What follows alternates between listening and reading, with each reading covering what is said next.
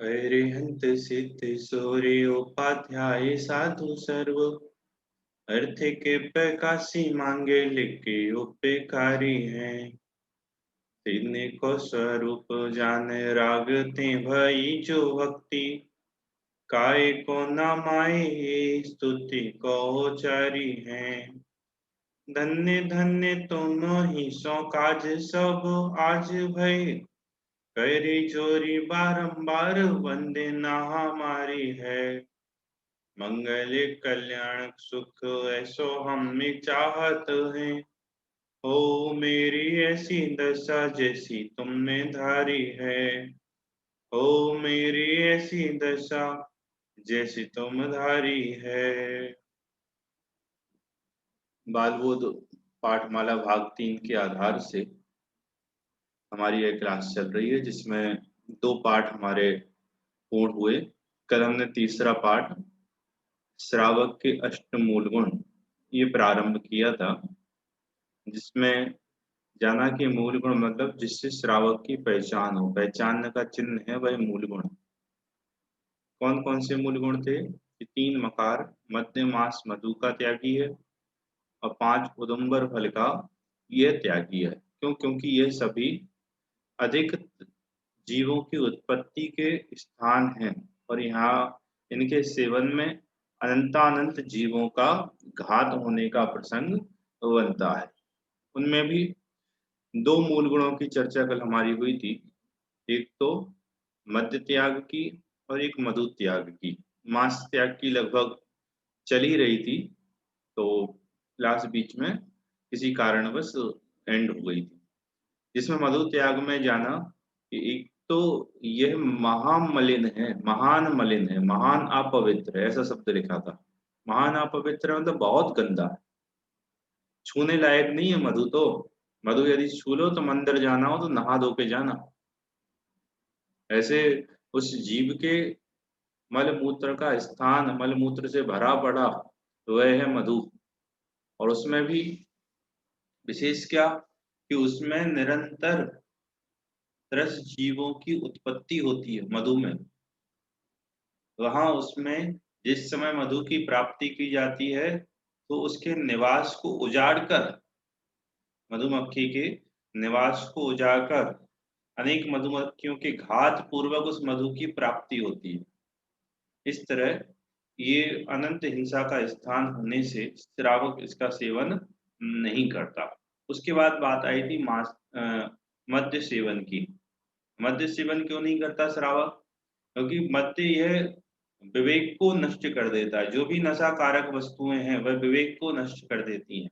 इसके सोचने समझने की क्षमता नहीं रहती, मूर्छित सा पागल सा हो जाता है। दूसरा, सामग्री को सड़ा गला के उत्पन्न होती है तो उसमें अनंत जीवों की उत्पत्ति होती है, तो विवेक के नाश के कारण। और दूसरा, जीवों के घात के कारण मद्य के त्यागी होना। तीसरा, मांस साक्षात जीव घात से ही जिसकी प्राप्ति होती है। मांस खाने वाले के परिणाम कटु ही रहते हैं। कल कहा था जैसा खावे अन्न वैसा होवे मन। जो हिंसा से उत्पन्न हुआ है, मार काट से, चीख चिल्लाहट से जिस सामग्री की प्राप्ति हुई है उसको खाने वाले के परिणाम भी वैसे ही बनते हैं। मांस की अधिक बात क्या करें, लेकिन मैंने आपको जाते जाते एक बात कही थी कि हम अनजाने में इन पदार्थों का सेवन करते हैं। फिर कोई दूसरा तीसरा व्यक्ति आके आपको नहीं टोकेगा कि इसको मत खाओ, इसका सेवन मत करो। वो आपको आपके ही विवेक पर निर्भर होना पड़ेगा कि कहीं इस वस्तु में मद्य का, मांस का या मधु का प्रयोग तो नहीं है। बाजार की अधिकतर सामग्री बाजार की अधिकतर सामग्री अपवित्र है, वह सेवन योग्य नहीं है। फिर मैंने एक बात आपसे कही थी ना, एक इंद्रिय से ज्यादा खा 2 इंद्रिय के मारने में, उससे ज्यादा 3, उससे ज्यादा 4, उससे ज्यादा 5। क्रमशः इंद्रियां बढ़ती जाती हैं, वैसे ही उनके घात में पाप भी बढ़ता जाता है। जितना पाप 2 इंद्रिय के मारने में है उतना से अधिक पाप 3 इंद्रियों के घात में है। ये जो भी अमर्यादित पदार्थ अपने आटे की, नमक की, घी की, हर वस्तु की मर्यादा बताई है। मर्यादा के बाहर जैसी पदार्थ जाता है उस पदार्थ में त्रस्त जीवों की उत्पत्ति होने लगती है। इसलिए अमर्यादित पदार्थ का भी हमारे यहाँ सेवन नहीं है। और बाजार का पदार्थ, ये तो पूछो ही नहीं कब का है, कैसा है और कैसे बना है, किसने बनाया। हाँ? हमारे सामने एक दूध में एक मक्खी गिर जाए तो हम मक्खी को निकाल देते हैं, लेकिन दूध नहीं पीते। भोजन में यदि कोई सामग्री आके गिर जाए, मतलब कोई जीव आ जाए, तो हम उस भोजन को छोड़ देते हैं। लेकिन बाजार की सामग्री में जब वो बना होगा तो किसने देखा होगा, किसने निकाला होगा, किसने क्या किया होगा। हम्म? बहुत सी फोटो मिल जाएंगी आपको इंटरनेट पर। आइसक्रीम के अंदर छिपकली, ऐसी फोटो। आइसक्रीम के अंदर छिपकली, ब्रेड होता है ना, ब्रेड, एक ब्रेड की फोटो आई, उसके अंदर चूजा था। किसका चूजा?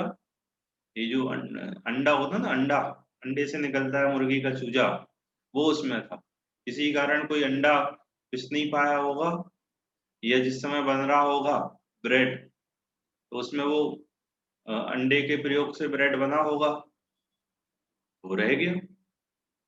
जैसे ये फोटो कहो तो मैं आपको देखने के लिए भेज सकता हूँ।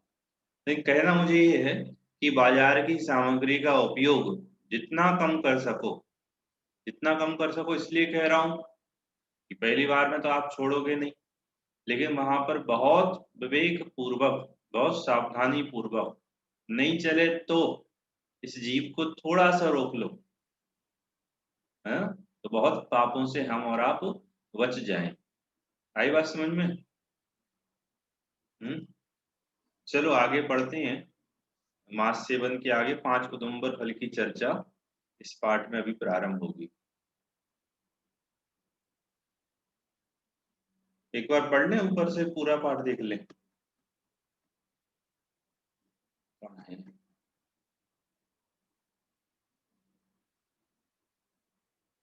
मैं पढ़ देता हूँ जल्दी से। क्यों भाई, इस शीशी में क्या है? शहद। क्यों? वैद्य जी ने दवाई दी थी और कहा था कि शहद या चीनी की चाशनी में खाना, अतः बाजार से शहद लाया हूँ। तो क्या तुम शहद खाते हो? मालूम नहीं, यह तो महान अपवित्र पदार्थ है, मधुमक्खियों का मल है और बहुत से त्रस्त जीवों के घात से उत्पन्न है। इसे कदापि नहीं खाना चाहिए। भाई हम तो साधारण श्रावक हैं, कोई वृत्ति थोड़े ही हैं। साधारण श्रावक भी अष्टमूल गुण का धारी और सप्त व्यसन का त्यागी होता है। जो नाम के भी श्रावक हैं, नामधारी भी हैं, उनके भी अष्टमूल गुणों का पालन होता है और वह सप्त व्यसनों को त्यागते हैं। मधु का त्याग अष्टमूल गुणों में आता है। मूल गुण किसे कहते हैं और अष्टमूल गुण में क्या क्या आता है?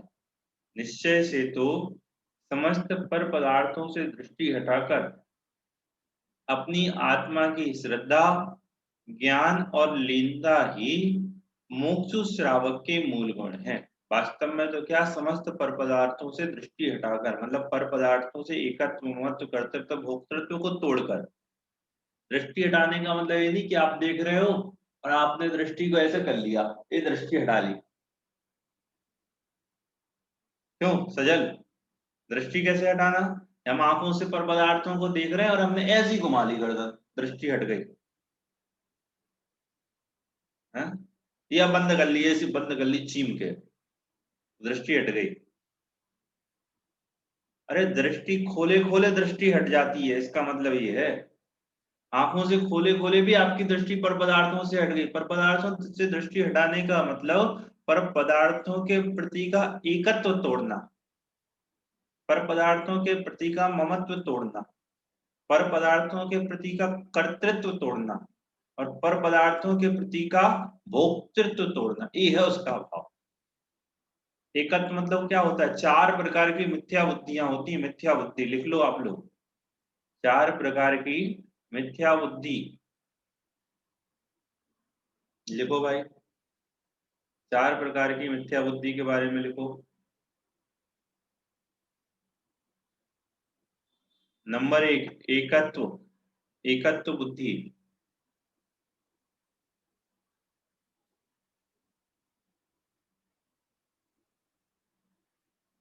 नंबर 2, ममत्व बुद्धि,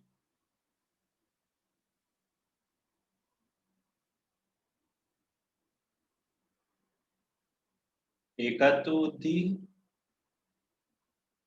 ममत्व बुद्धि।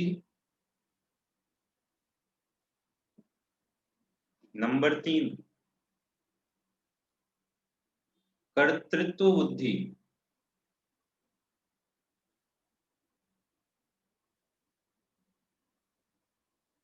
नंबर 1 एकत्व बुद्धि,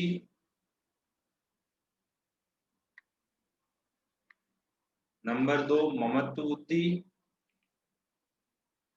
नंबर 3 कर्तृत्व बुद्धि और नंबर 4 भोक्तृत्व बुद्धि।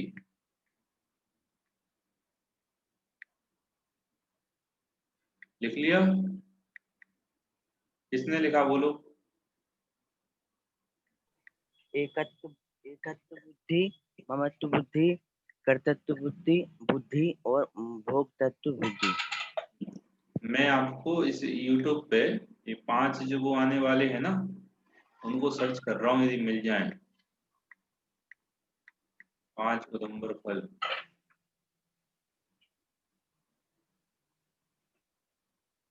चलो ये देखो, पहली लिखे एकत्व बुद्धि। एकत्व बुद्धि मतलब एक पना, एक मानना, पर पदार्थों को और अपने को एक मानना, इसका नाम है एकत्व बुद्धि। पर में सुनना, पर में क्या करना, पर में अहम पने की बुद्धि, इसका नाम है एकत्व बुद्धि।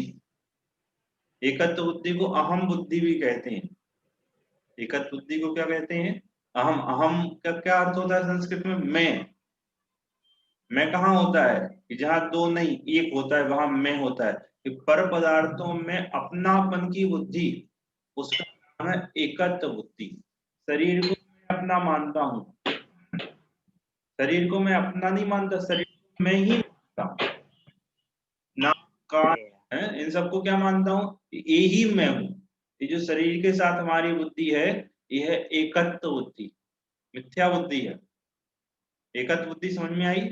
एक पने की बुद्धि, अहम बुद्धि, मैं पने की बुद्धि, शरीर को पर पदार्थों को अपना मानना, अपना मानना मतलब अपन ही मानना, वो है एकत्व बुद्धि। दूसरा क्या लिखाया? ममत्व बुद्धि। दूसरा क्या लिखाया? ममत्व बुद्धि, मेरे पने की बुद्धि, ये मेरा है। माता मेरी, पिता मेरे, चाचा मेरे, ताऊ मेरे, दुकान मेरा, धन मेरा, हाँ, वस्त्र मेरे, पुस्तकें मेरी। ये जो ममत्व पने की, मेरे पने की बुद्धि है, इसका नाम है ममत्व बुद्धि। पर पदार्थों से एकत्व किया, पर पदार्थ तेरा नहीं है, तूने एकत्व किया, इसलिए इसका नाम मिथ्या बुद्धि। ऐसे ही पर पदार्थ तेरा नहीं है, तूने तेरा माना, ये ममत्व बुद्धि। और कर्तृत्व बुद्धि, पर पदार्थों के कार्य में तेरी नहीं चलती। हाँ, पूरा संसार दुखी है, किससे दुखी है? पर में कर्तृत्व की मान्यता से दुखी है कि मैं करता, मैं करता, मैं करता, मैं करता, तू नहीं करता। या पापा कहते हैं बेटे को मैंने पाला, और बेटा कहता है पिताजी तुमने क्या पाला, तुमको मैं पालूंगा।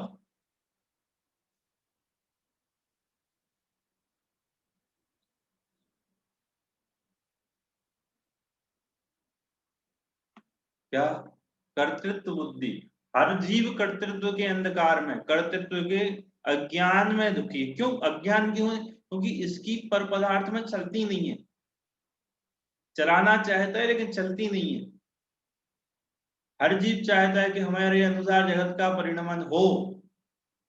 पुण्य के उदय से सहज निमित्त नैमित्तिक संबंध ऐसा बनता है कि ये सोचता है वैसा कार्य हो जाता है। इसने माना मैंने किया, तुमने नहीं किया, वह होना था सो हुआ। मैंने पढ़ाया, मैंने खेला, मैंने भोजन बनाया, मैंने दुकान चलाई, मैंने पैसा कमाया, ये सब कर्तृत्व पने की मिथ्या बुद्धि है। आ रही समझ में? कितनी हो गई? 3। पर को अपना मानना, एकत्व। पर में एकत्व बना करना, पर को ही मैं मानना, ये एकत्व बुद्धि। पर में मेरा बना, पर सामग्री को मेरापना करना कि मेरी है, ये है ममत्व बुद्धि। पर के प्रति कर्तृत्व का भाव, ये कर्तृत्व बुद्धि।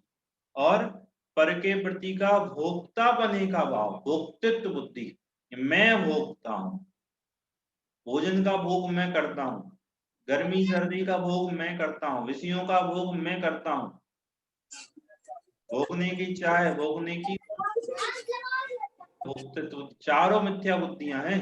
इस जो लिखा ना, पर पदार्थों से दृष्टि हटाकर, पर पदार्थों से एकत्व, ममत्व, कर्तृत्व, भोक्तृत्व की मान्यता का अभाव करके, ये है इसका अर्थ। क्या करना? आत्मा की श्रद्धा, मैं जीव तत्व हूं, ये श्रद्धा, वैसा ही ज्ञान कि मैं जीव ही हूं, ऐसा जानना, और वैसे ही लीनता उस स्वरूप में ही लीन हो जाना, मोक्षु श्रावक के मूल गुण हैं। वास्तव में तो ये मूल गुण है, पर व्यवहार से, उपचार से,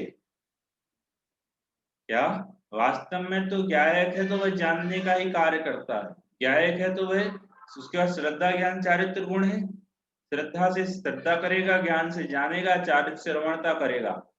पर के त्याग और ग्रहण रूप तो इसमें कोई गुण है ही नहीं, इसलिए वास्तव में तो स्वरूप में श्रद्धा, स्वरूप का ज्ञान, स्वरूप का आचरण, वास्तव में तो ये ही मूल गुण है। और उपचार से, जिनसे जीव के परिणामों का संबंध होता है, जीव के शुभाशुभ परिणाम का संबंध होता है, ऐसे पदार्थों को व्यवहार से, पर व्यवहार से, उपचार से बाहर में, क्योंकि अंतरंग में श्रद्धा ज्ञान चारित्र की पहचान तो होगी ही नहीं कि तुम श्रावक हो क्या नहीं हो, उसको तो हम और आप देख नहीं सकते, तुम्हारे को हम नहीं जानेंगे, हमारे को तुम नहीं जानोगे, लेकिन उपचार से, बाहर से, जिससे हम पहचान कर सकते हैं कि आप कौन है, आप श्रावक हैं क्या नहीं है, व्यवहार से, पर व्यवहार से मद्य त्याग, मांस त्याग, मधु त्याग और 5 उदुम्बर फलों के त्याग को अष्ट मूल गुण कहते हैं। क्या क्या लिखा? मद्य, मांस, मधु और 5 उदुम्बर फल, इनके त्याग को क्या कहते हैं? अष्ट मूल गुण कहते हैं। पढ़ो भाई, पढ़ो, क्या बताओ, अष्टमूल गुण कौन कौन से बताए यहाँ पर? अमन? मध्य त्याग, मधु त्याग और मांस त्याग और पंच उदंबर फल का त्याग, ये अष्टमूल गुण। और कोई? और कौन सुनाएगा? मध्य त्याग, मधु त्याग, मांस त्याग और पंच उदंबर फलों का त्याग, ये अष्टमूल। हर्ष आ गए तुम आधी क्लास भैया करने के बाद? नहीं, वो क्या नेट प्रॉब्लम थी, हम हो नहीं पा रहे थे, वो नेट खत्म हो गया तो पापा ने नेट डलवाया फिर, अच्छा, इसकी वजह से। भैया सुनाए? है सुनाओ, चलो सुना दो। मध्य त्याग, मांस त्याग, मधु त्याग और पंच उदंबर फलों का त्याग, उसे हम अष्टमूल गुण कहते हैं। हाँ चलो आगे बढ़े। देखो, आगम में भी अनेक प्रकार से, मैं आपको वो उसका वो देख रहा था वीडियो, इसका औदुंबर फल का, कि उसमें कैसे जीव पैदा होते हैं, मिल जाए तो दिखा दूं आपको।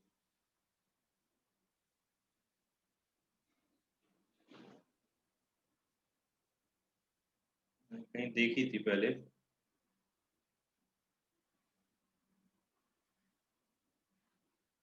चलो आप लोग देख लेना, कुछ कुछ मिल भी जाते हैं, मतलब पहले तो ऐसा नहीं मिलता था कि कौन सा है क्या है, लेकिन आज कुछ मिल जाते थे, लेकिन अन्य जगहों पे होते हैं, अपने को देखने में नहीं आए तो आप उसको यूट्यूब से देख लेना।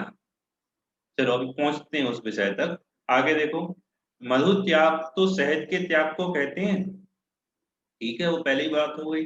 पर मद्य त्याग किसे कहते हैं? शराब वगैरह मादक वस्तुओं के सेवन करने का त्याग करना मद्य त्याग है। जिन पदार्थों से नशा होता है, ऐसी सामग्री का त्याग करना, उसका नाम मद्य त्याग है। यह पदार्थों को सड़ा गलाकर बनाई जाती है, अतः इसके सेवन से लाखों जीवों का घात होता है।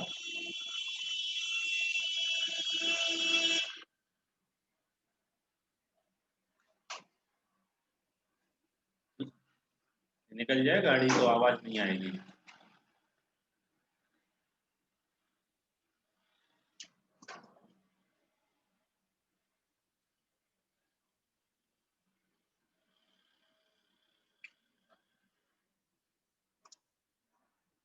निकल गई। देखो क्या लिखा, यह पदार्थों को सड़ा गलाकर बनाई जाती है, अतः इसके सेवन से लाखों जीवों का घात होता है।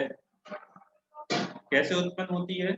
ये पदार्थों को सड़ा गला, ये तो अपन सब जानते हैं ना, शराब कैसे बनती है, फलों को सड़ा के। हाँ, वैसे ही उस मादक पदार्थ की उत्पत्ति होती है, फलों को सड़ा के होती है, अथवा महुआ वगैरह आता है उसको सड़ा के होती है, सड़ा गला के उत्पन्न होती है, तो उसमें अनंत जीव पैदा होते हैं और उसका घात होके वह बनती है। तथा नाश उत्पन्न करने के कारण विवेक समाप्त होकर, नाश लिखा है नशा करना, नशा उत्पन्न करने के कारण विवेक समाप्त होकर आदमी पागल सा हो जाता है। क्या? जब नशे में रहता है उसका विवेक कौन से आसमान में रहता है पता है आपको? है? और नल्ली में पड़ा है तो भी अपने को क्या मान रहा है कि राजा साहब मान रहा है। कहाँ पड़ा अपने को राजा साहब मान रहा है? नाली में, कीड़ों में पड़ा, कीचड़ में पड़ा है। मम्मी को कहे हे पत्नी, पत्नी को कहे हे मम्मी, जिस चाहे के आगे झुक जाए और जिस चाहे राजा को भी लात मारा है। ऐसे है नशेड़ी की हालत। एक कहानी आती है, एक नशेड़ी था, राजा साहब अपनी सवारी से निकले हाथी पर और बोला, हे राजा। कौन? नशेड़ी। कहाँ जा रहे हो? राजा ने कहा, नशेड़ी क्या मुंह लगना, हाथी बेचोगे क्या? क्या बोल रहा है राजा से? हाथी बेचोगे क्या? उसके बाद कितने का है बोल। राजा कहा, कल तुम दरबार में आना और वही हाथी बेच देना। फिर दरबार पहुंचा और राजा साहब के सामने प्रस्तुत हुआ और राजा साहब ने कहा, क्यों भैया हाथी बेचोगे क्या? सॉरी, हाथी खरीदोगे क्या? बोलो कितने का खरीदोगे? तो कैसी बात करते हो राजा साहब, हम कौन होते हैं आपका हाथी खरीदने की, हमारी क्या औकात? अरे वाह, कल तो तुम सबके सामने बोल रहे थे, पूछ रहे थे रेट इसका, तो आज खरीद लो। बोले नहीं साहब, मैं नहीं पूछ रहा था, मैंने नहीं मांगा था, मैं मांग ही नहीं सकता। तो कल मांग रहे थे। बोले वो मांगने वाली तो शराब थी। कौन थी? शराब। किसने मांगा था राजा से हाथी? आदमी ने नहीं मांगा था, शराब ने मांगा था। ऐसी है, विवेक नष्ट कर देती है शराब, ये मादकता, ये नशा उत्पन्न करती है। देखो, इसके सेवन से लाखों जीवों का घात होता है तथा नशा उत्पन्न करने के कारण विवेक समाप्त होकर आदमी पागल सा हो जाता है, अतः इसका त्याग करना भी अति आवश्यक है। देखिए, अपन लोगों के जीवन में तो कभी ऐसे पदार्थों का सेवन होगा ही नहीं, होने की संभावना तक नहीं है, लेकिन इसका स्वरूप तो जान लो। स्वरूप जान के आपके निमित्त से यदि कोई सुधरता हो तो बड़ा भला होगा उस व्यक्ति का। और मांस त्याग क्यों आवश्यक है? त्रस्त जीवों के घात बिना मांस की उत्पत्ति नहीं होती। मांस जानते हैं आप किसके शरीर को कहते हैं? देखो, एक इंद्रिय जीव के शरीर को मांस नहीं कहते। पृथ्वी जल अग्नि वायु वनस्पति, इनके शरीर को मांस नहीं कहते। दो इंद्रिय आदि के शरीर को मांस कहते हैं। तो त्रस्त जीवों के घात, हिंसा बिना मांस की उत्पत्ति नहीं होती। तब मांस में निरंतर त्रस्त जीवों की उत्पत्ति भी होती है। जो मांस हुआ वह जीव के घात से हुआ और उस घात की हुई सामग्री में निरंतर क्या होते हैं? त्रस्त जीवों की उत्पत्ति होती रहती है। इसलिए मंदिरों में ढोलक बजाते हैं ना चमड़े की, तो इसको मना करते हैं कि मंदिर में लेदर की सामग्री को लेके ही मत आओ, छूना नहीं चाहिए। क्यों? वो अनंत जीवों की उत्पत्ति का स्थान है। अनंत जीव उत्पन्न होते हैं मरते हैं, उत्पन्न होते हैं मरते हैं। उस मांस पे लेदर बनी है, वो तो एक मांस का टुकड़ा है। लेदर का बेल्ट, लेदर के जूते, लेदर की घड़ी, फिर मंदिर में भी वो ढोलक जो बजती है, ये इसलिए इनका मना करते हैं कि मंदिर में, जब अपन ने पिछले बार बालबोध भाग 1 में पढ़ा था ना देव दर्शन का पाठ, तो क्या लिखा था, अपने बेल्ट पर सारे बाहर ही छोड़ दें, हैं? गलती से भी यदि उसमें लेदर हो तो पाप लगे, उस पाप से बचने के लिए कहा। देखो, तथा मांस में निरंतर त्रस्त जीवों की उत्पत्ति भी होती है, अतः मांस खाने वाला असंख्य त्रस्त जीवों का घात करता है, उसके परिणाम क्रूर हो जाते हैं। आत्महित के इच्छुक प्राणी को मांस का सेवन कदापि नहीं करना चाहिए, कभी भी किसी भी स्थिति में नहीं करना चाहिए। एक भील था, एक मांस के त्याग के फल में, कौन था वो जिसने एक जीव के मांस का त्याग मात्र किया था? भील ने, जिसका भोजन ही मांस था। बोलो कौन बताएगा? पुरुरवा भील। पुरुरवा भील, भगवान महावीर का जीव।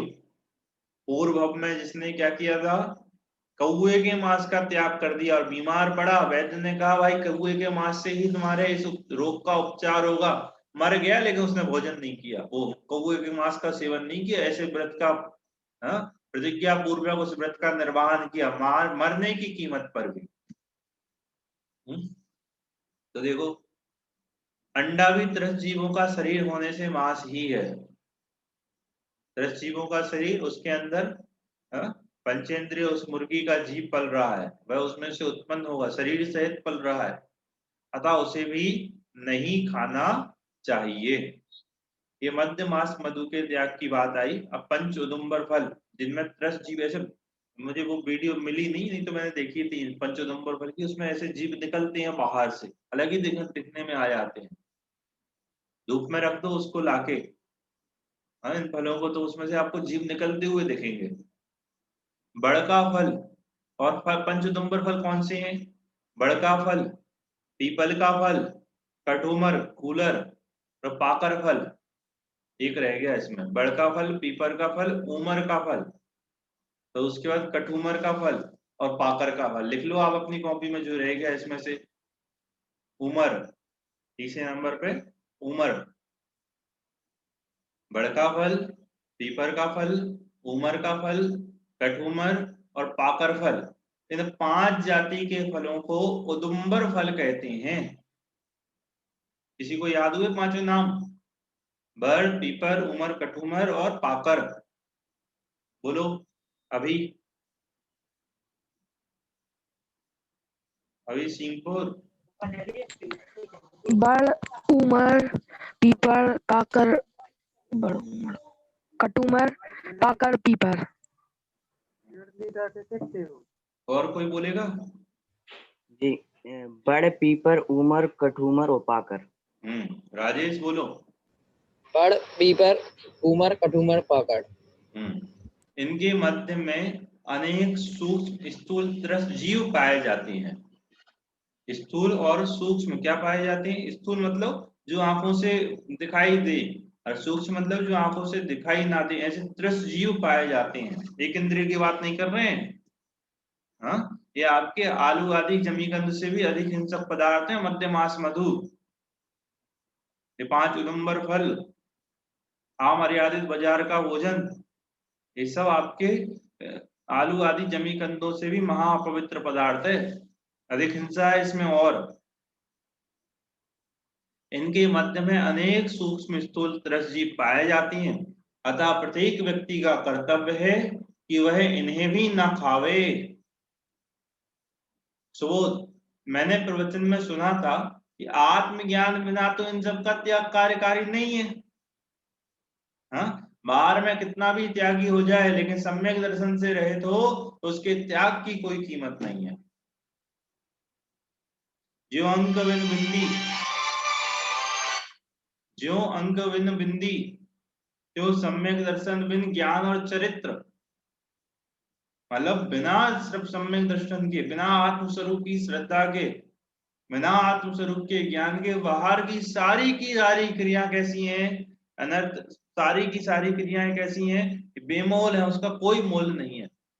अरे आत्महित में उसका मोल नहीं है, लेकिन आत्महित के साधनों में जरूर उसका मूल भी है।